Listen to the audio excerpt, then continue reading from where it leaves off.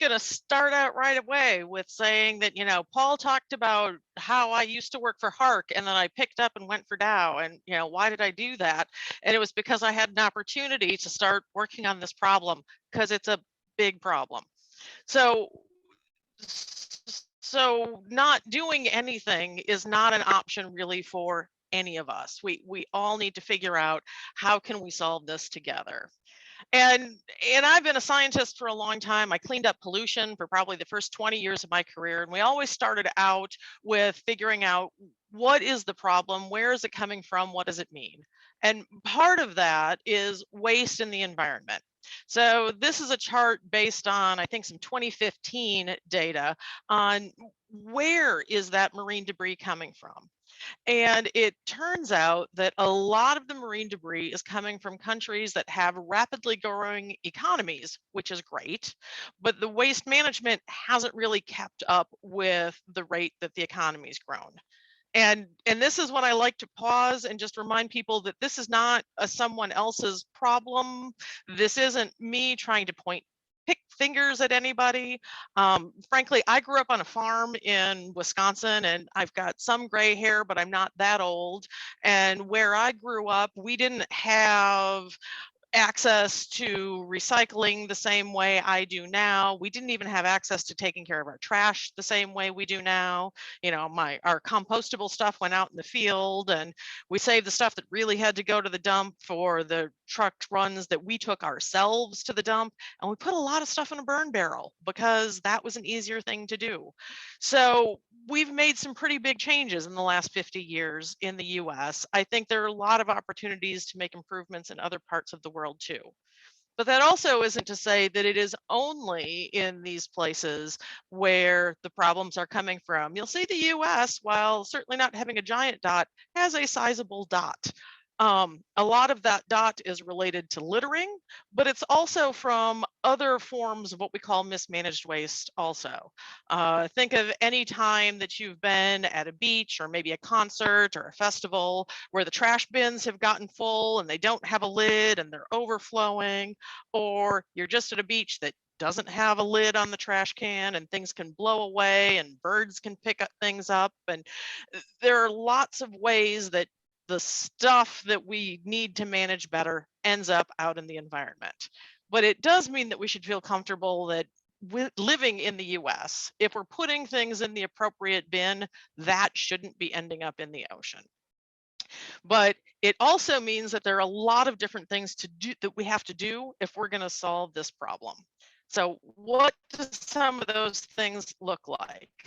I think first and foremost, we need to change our mindset. We need to think differently about how we consume materials. We have to be more thoughtful about what we're using, and we have to stop thinking of things after they're done as just waste. We have to move away from that take, make, waste economy into something where we can get that material back and turn it into something else useful. And that's important for plastic, but it's important for all kinds of other materials too. And if we're going to make that work, there's no one easy answer. We need governments and businesses and people and nonprofits to all work together to see how we can get there. So when it comes to stopping the waste, what does that mean? Right now, this week, as we speak, there are meetings happening in Nairobi where people around the globe are coming together to work on what could be a global plastics treaty to better manage plastic pollution all across the world. And it is one of those instances where people are calling for this, but so are plastics makers, and people who use plastic products. They too are saying, yes, we need a binding global treaty to help solve these problems.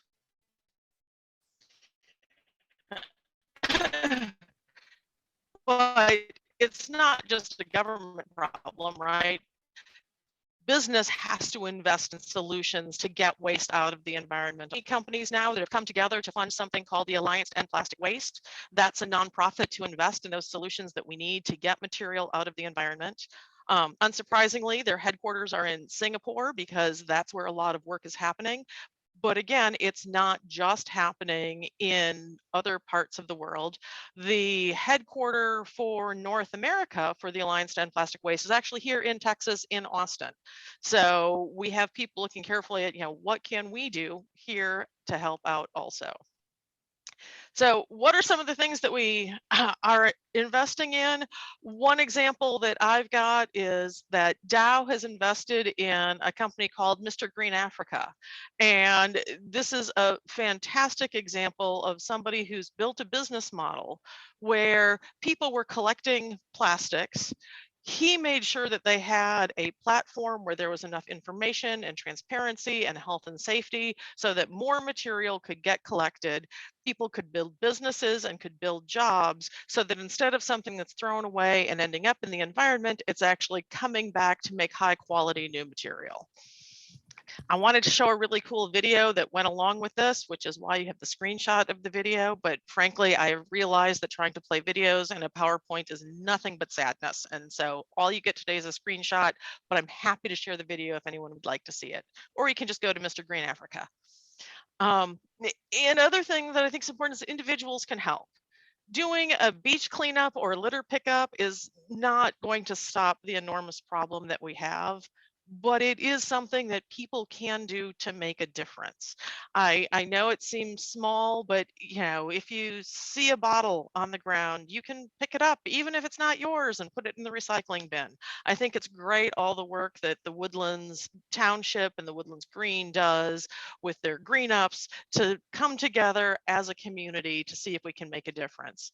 And I'm also going to do a little shout out here for the Literati app. It's a little bit slower if you're doing a little litter pickup to stop and take a picture of it with your phone before putting it away. But that helps us get some really important data. It helps us see where litter is being collected, and it also helps us see what kinds of litter is out there. That makes it better to help design solutions that can work.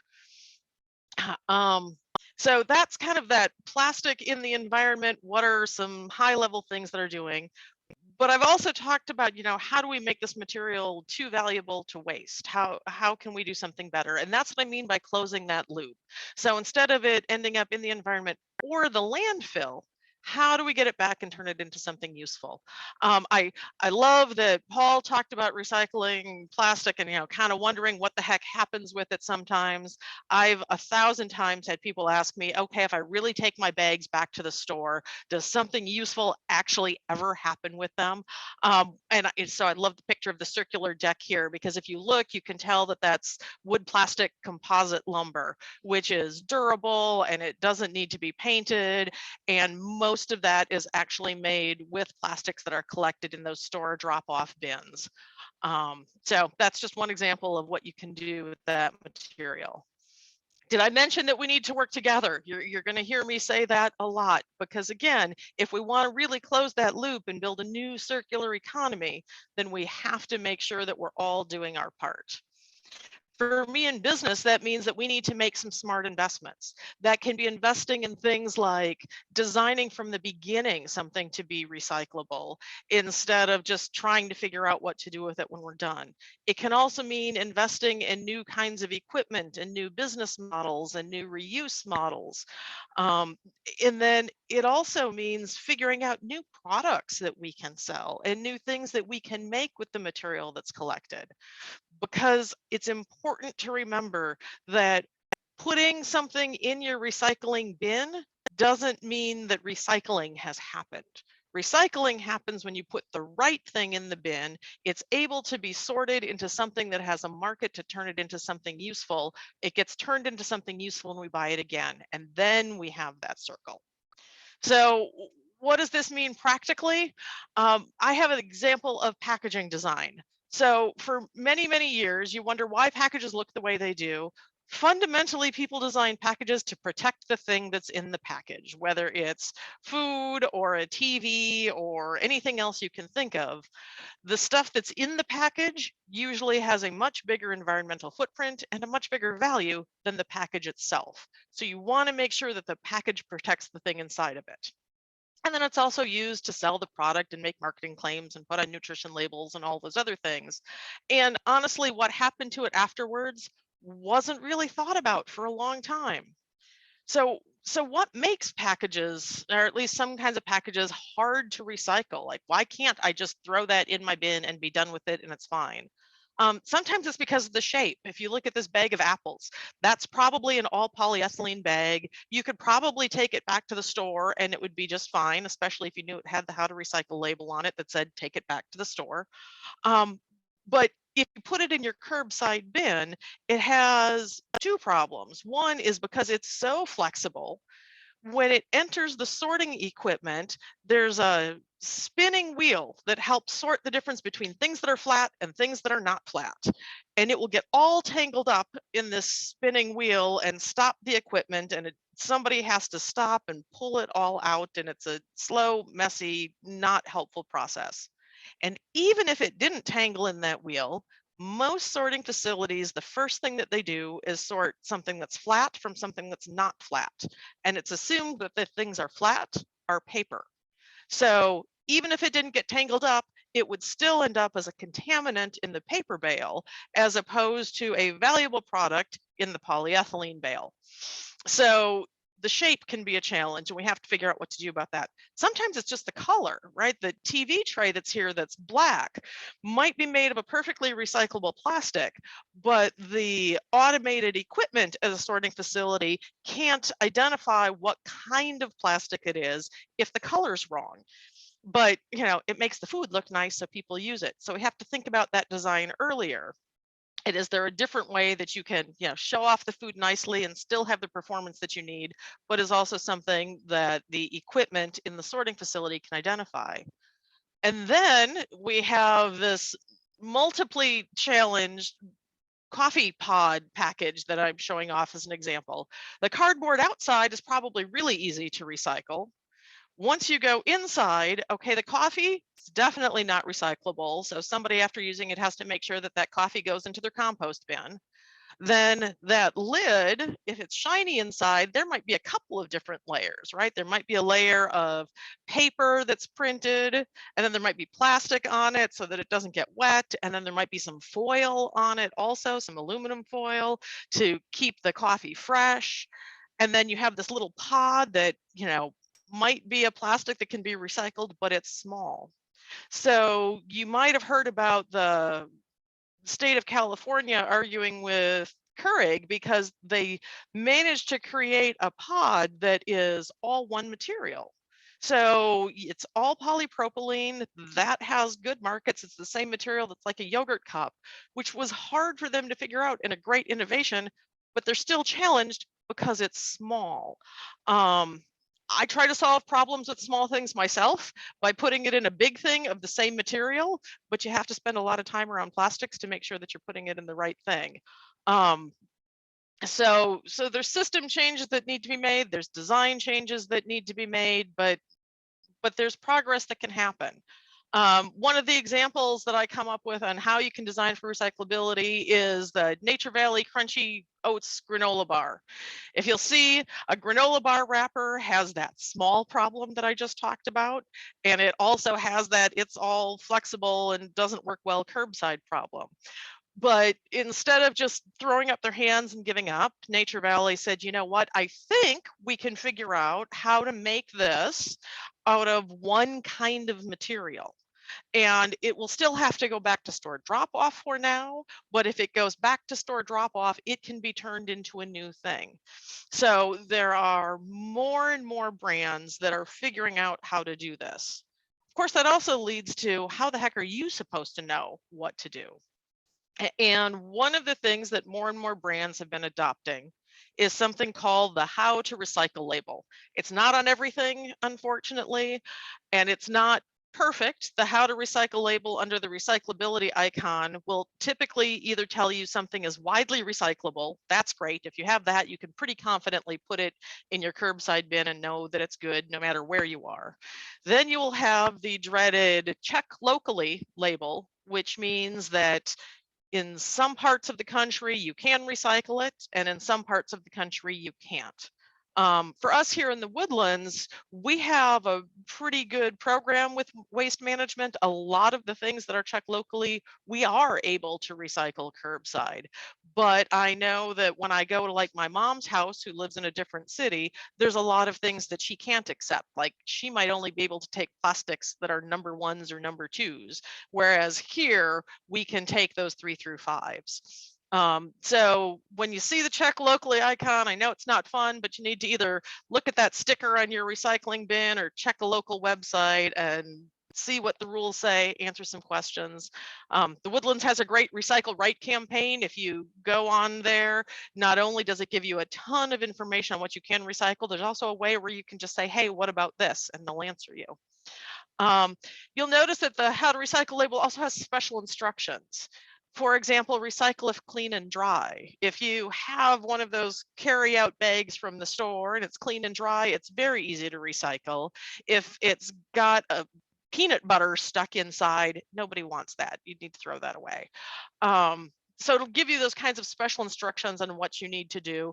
Sometimes you will even see 2 or 3 or more labels. For example, a box of cereal might have one label that says cardboard box, widely recyclable, plastic liner, recyclable at store drop off. So it will tell you what to do with those 2 different pieces that are in the one that make up the one package. Okay. And I'm a big fan of store drop off. I think not enough people know about it. I think not enough people understand all the different opportunities for recycling in that space. But I also understand that at the end of the day, a lot of people don't want to do that. So we need to come up with new ways to help those kinds of materials get collected curbside. So we've worked with communities to have this, orange bag program where people put all of their recycle or hard to recycle plastics in a bag that gets sorted out at the sorting facility and goes to new end markets. And then us, along with a group of other companies, also invested in something called Materials Recovery for the Future.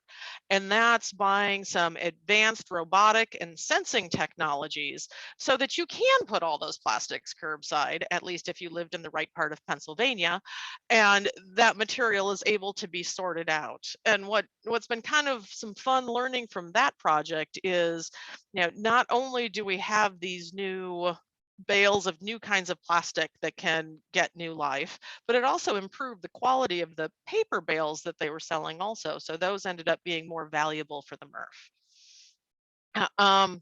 And then I just wanted to do a quick shout out to a company called Avant-Garde Innovative right here in Texas. When I first visited their facility, the one before this, it was a little tiny place in Houston. And I've got to tell you the truth. So they are taking plastic and making recycled plastic pellets that they can sell to people to turn into new things. And the first time I was there, they had these dark green and dark gray and, oh my gosh, smelly pellets. And so they were taking the plastic and they were turning it into something, but there were frankly very limited applications that you could use for something that's dark gray or dark green or super smelly. This is a picture of their new facility in Waller that they opened that has much newer ways to sort the plastic, to wash the plastic to get it cleaner, to separate it better. And the material that's coming out of this facility is beautiful. We have used it in everything from improving roads, I have a picture of that later, to applications like stretch wrap. So if you think of a pallet where you've got that little bit of plastic that you have to wrap around the whole thing to hold that whole pallet together, that's a pretty high performance application. You need something that works really, really well.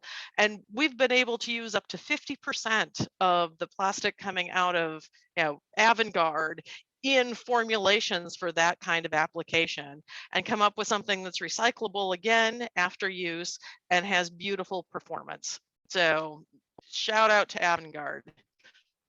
Here's another example of what we did with those earlier, darker colored, smellier pellets, is we were actually able to use them. This isn't some like off the internet picture. This is actually a road down in Freeport on one of our facilities where we were able to show that putting recycled plastic in the roads actually improved performance. So using a polymer to modify an asphalt is something that's been done for a long time. It makes them more resistant to cracks and more durable. They don't have to be repaired as often.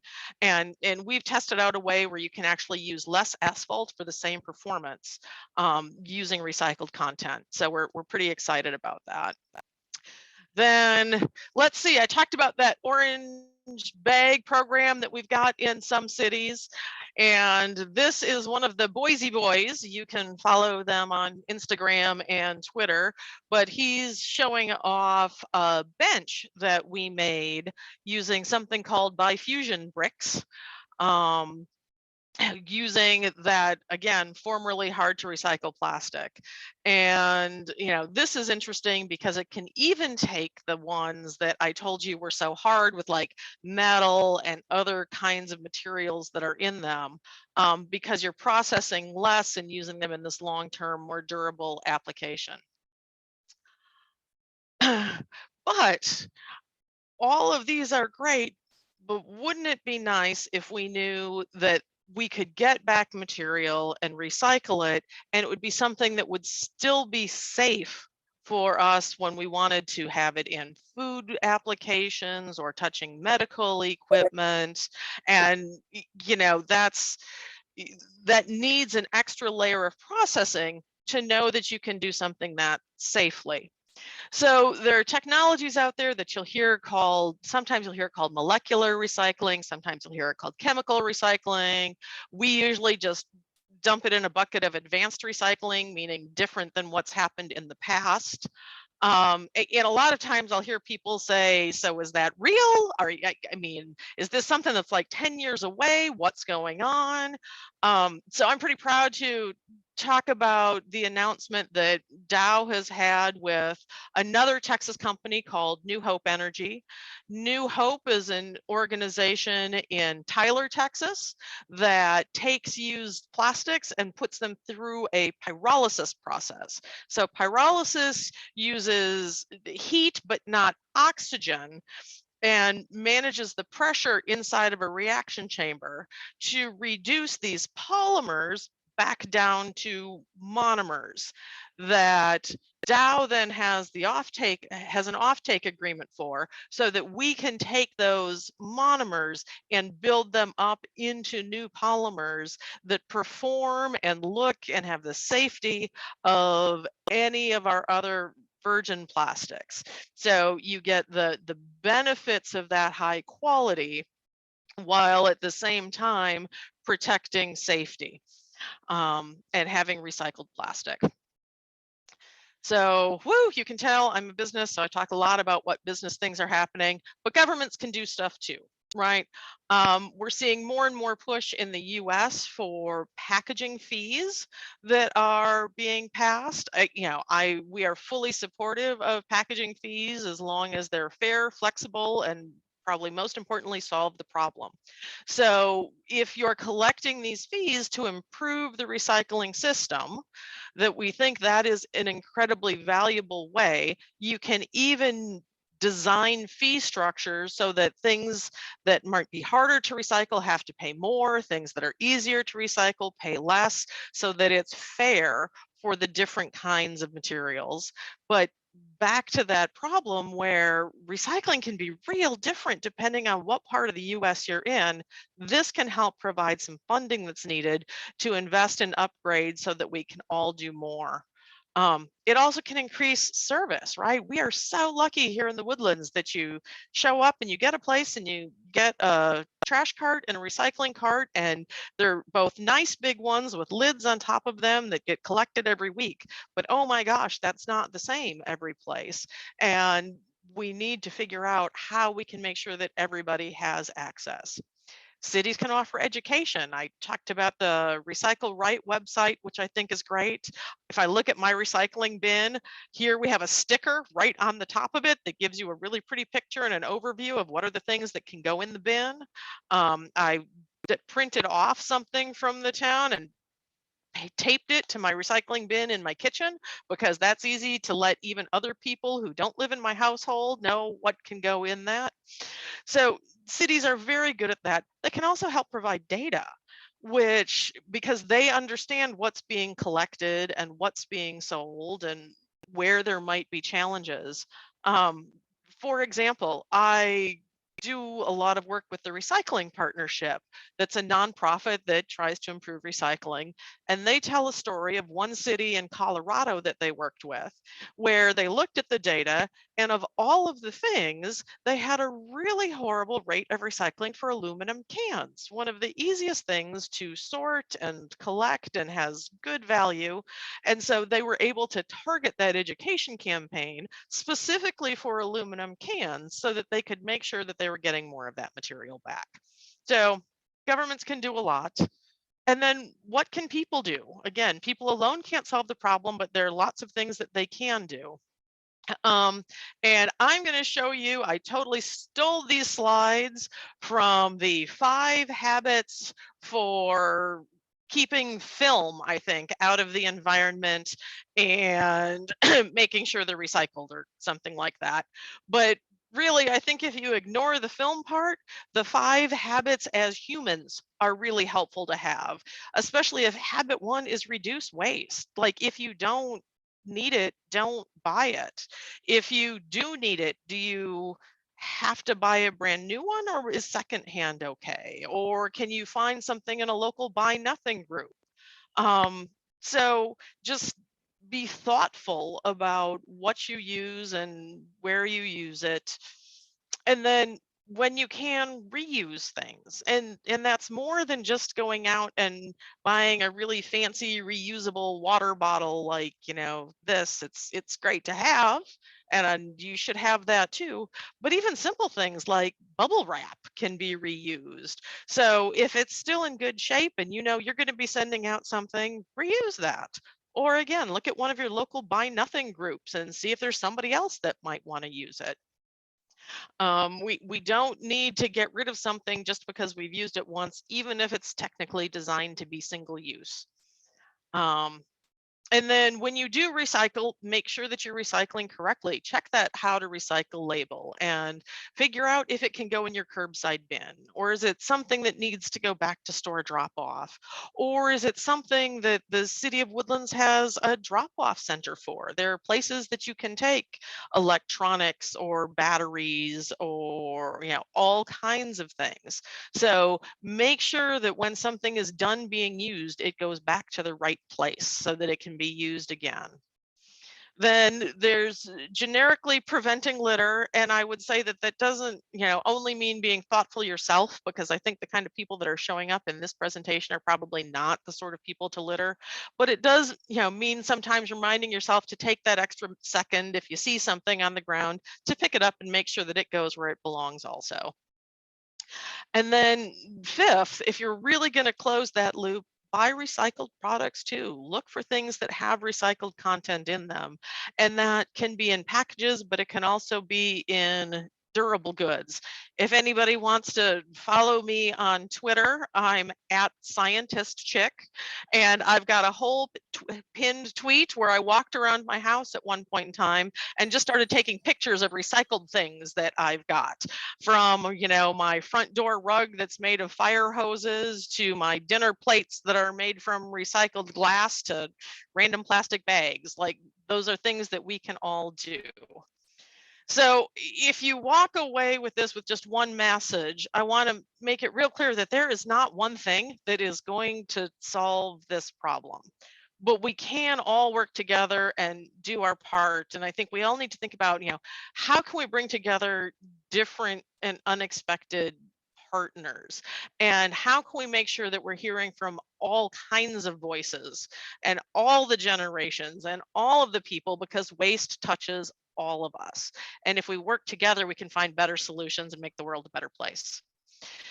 So come on this journey with me. I'm going to keep doing everything I can at work. I'm going to keep lobbying governments to do some great stuff. And I'm going to keep picking up trash every time I'm out there. And you don't have to do all those things, but you can pick one or two. And that really helps. And from there, I will say thank you and ask if you have any questions. I keep making arm gestures and it really doesn't help when I'm on a Zoom call, but it's okay. How are things there in the chat there, Paul?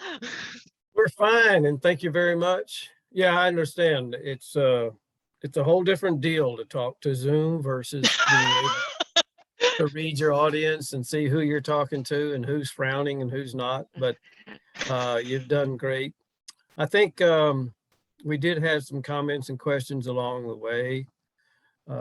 One of them was, I guess one of them was an opinion that, as many of us probably have heard, we hear that the corporations are only interested in profit and they're not concerned about this issue.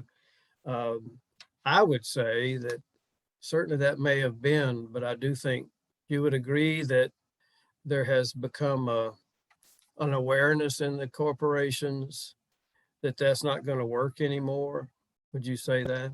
Oh, absolutely. I mean, I, honest to God, when I was sitting in my job interview, I said, if you just want somebody to greenwash, then hire somebody else because I don't have patience for that. I really want to do something to make things better.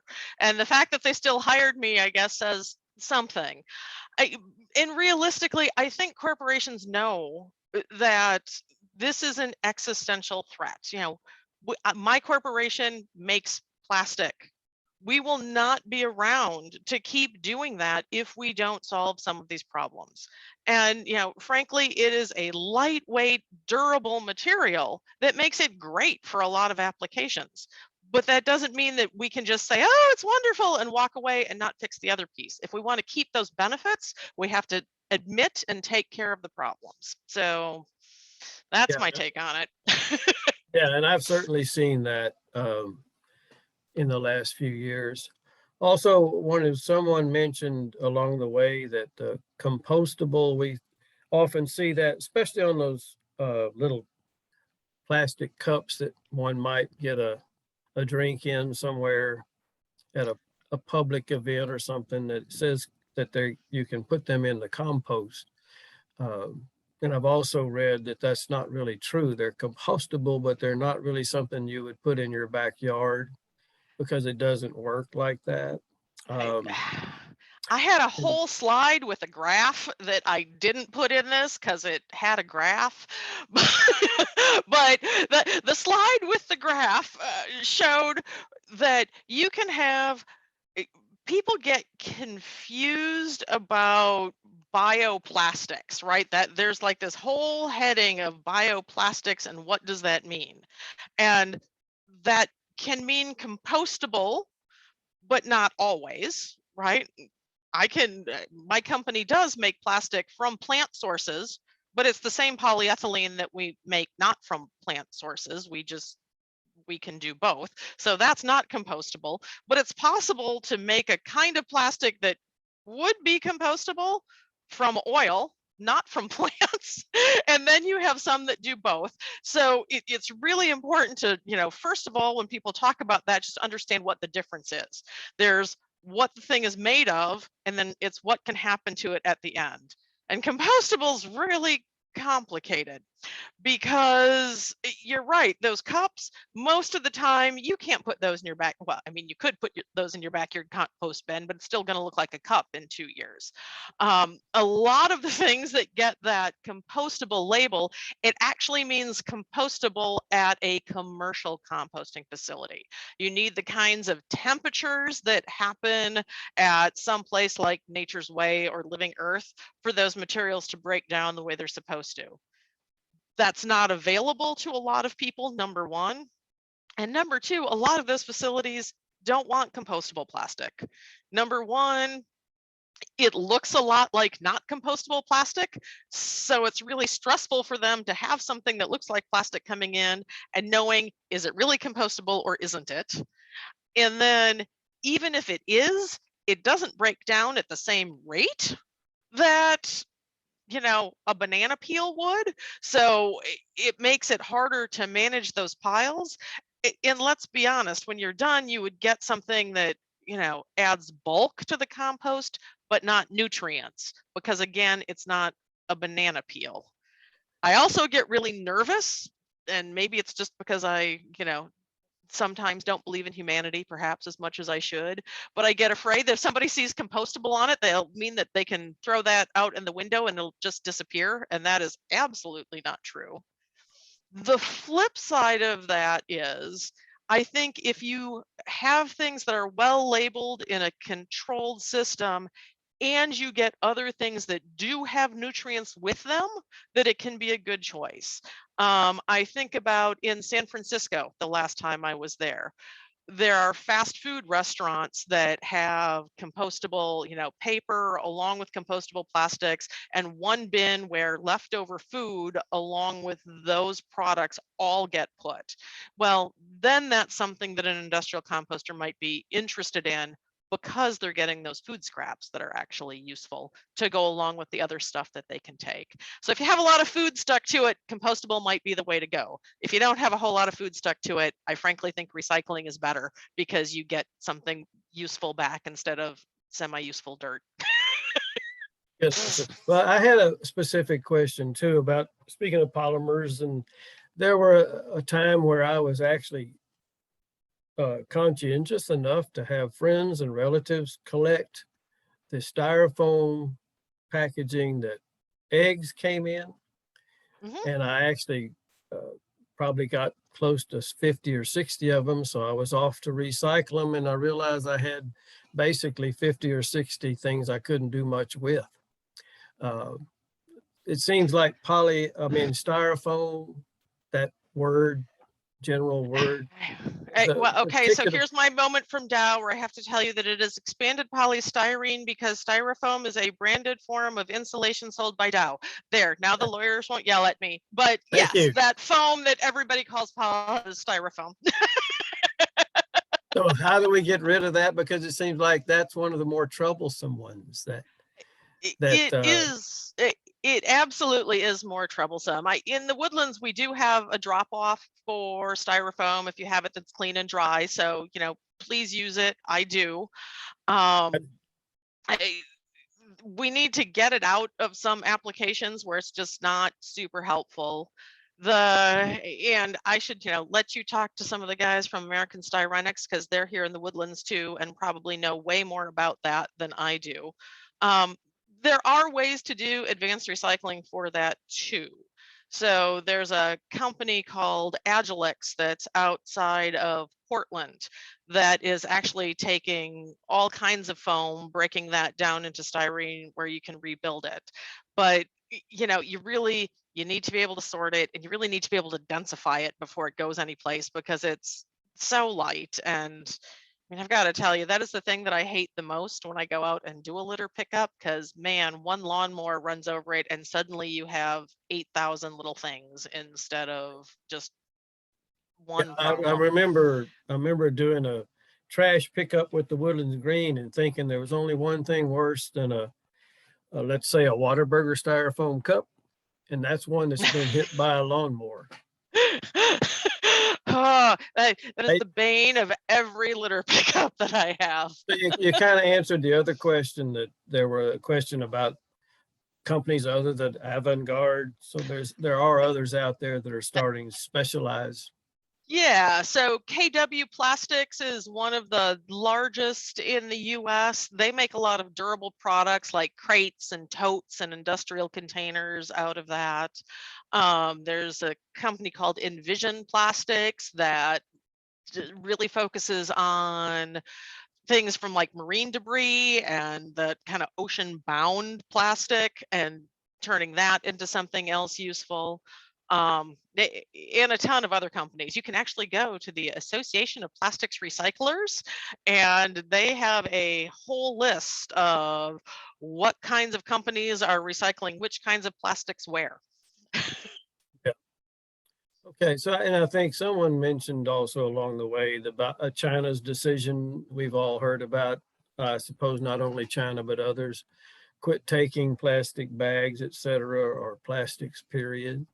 And I guess, what do we see as options to that? And my Well, I impression is mean, that's what you've given us, is the options of not using so much of it and trying to use it for better purposes. and recycling it ourselves instead of shipping it halfway across the world and hoping that it works. So I think we're in a better place there than we were 3 or 4 years ago when everybody was concerned. It was for a while this year, believe it or not, by the pound, milk jugs, like used, those plastic gallon milk jugs were actually worth more than aluminum cans. So there's some good markets for the right kind of plastic now. But I think that we didn't touch on, I'm not sure if you want to or not. The question was Nurdle Patrol. I'm somewhat familiar with, but identifying where plastic pellets on the beach come from and just microplastics in Yeah. general. Can you talk to that a little bit? Sure, right. Probably, even bigger picture microplastic. The Neural Patrol people are doing some great work. Plastic, the plastic pellets that we make getting out in the environment like that is absolutely not okay. And for a long time, there was something called Operation Clean Sweep that existed that was kind of a pledge to do your best. Frankly, we said, all right, that's not enough. We need to do better. Now there's something called Operation Clean Sweep Blue, which is, includes reporting, documentation, training that you have to do to show that you are doing things better. And I think it also helps understand, where else in the supply chain things might end up. So I think it's helpful understanding what's out there that's, needs to be managed better. It's important. Um, Microplastics in general are really interesting and really complicated and kind of their whole own thing. When you look at what the sources of microplastics are, the kind of big sources are from microfibers. So if you think about washing anything that has a synthetic blend in it, that will end up in your wash water and will, then end up in a water treatment plant. You can actually buy things like Cora balls to put in your washing machine to help collect some of those and reduce the amount that goes out. Dryers are also a problem. I saw one really interesting bit of research where someone was trying to get their arms around what does it look like coming from a dryer. And so she actually made a grid in her backyard and then washed and dried a really fluffy pink polyester blanket and then went and did that on a snowy day so that she could look and count fibers in her backyard, so how far they actually managed to go from this fluffy blanket. So I think we need to think about both how we use those kinds of fibers and what applications, and also how do we do a better job of getting those back. Tire dust is a really big one. And tire dust is one of those things where the kind of plastics and the additives that are in it are absolutely not great for the ecosystems. So if there's any good news, we have figured out that nature-based solutions can do a pretty decent job of capturing those before it gets too far. Now we have to figure out how to get those implemented at scale. I don't make Someone, tires or plastic that goes into tires, but that's something that needs an answer. someone just asked me to have you repeat the device to use in the dryer to collect the microfibers. Oh, the one that I know off the top of my head is called a Cora ball, C-O-R-A. A guppy bag. Yeah, I see. So that's you got that answer. Okay. Thanks. And go ahead. And paint is the other one that people don't necessarily think about, but as paint flicks off, or if you have boats in water, that also breaks down. And then the macroplastics can break down into smaller plastics too. So I'm not pretending that doesn't happen, but when you really look at the mass, those three sources are the largest contributors, and certainly the paint and the tire from a health standpoint are the most concerning. I think that based on the science I know today. Have and I think one of the things you touched on that's so important that it really took me too long to dawn on me, but to reuse and to reduce. I've been recycling a long time and very proud of how many items I could put in my little green and yellow bucket. But then I realized that, you know, that's not a goal to see how close to the top you can get. It's great to recycle, but I was recycling too much. And so I've since, you know, tried very hard to reuse those bags, reuse those things that we can do, and then replace them with other things. So I think that's really important. One of the most important things we can do is not whether we throw it away or where we put it, but just don't buy it and don't use it, and try to use some of those things that we can get, like the bags you said from the stores, or the Woodlands Township, the Woodlands Green. Find a bag and just try not to use those things, and you don't have to worry about where they go. So I think that's really important as well.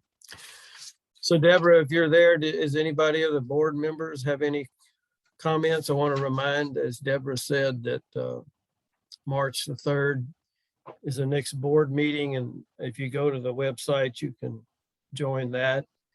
I've said it every time, say it again, that the Woodlands Green has a lot of folks doing a lot of things. And if you're interested in any particular part of the environment, there's somebody at the Woodlands Green that's also involved in that, and we'd welcome you to join us. Deborah, I want to mention the next meeting, but go ahead if you have anything to say.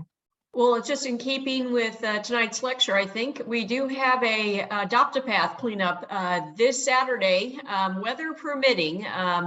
Wendy Packer, I think, is on, if she's still with us tonight, is coordinating that, 9 a.m. at Shadow Bend Park.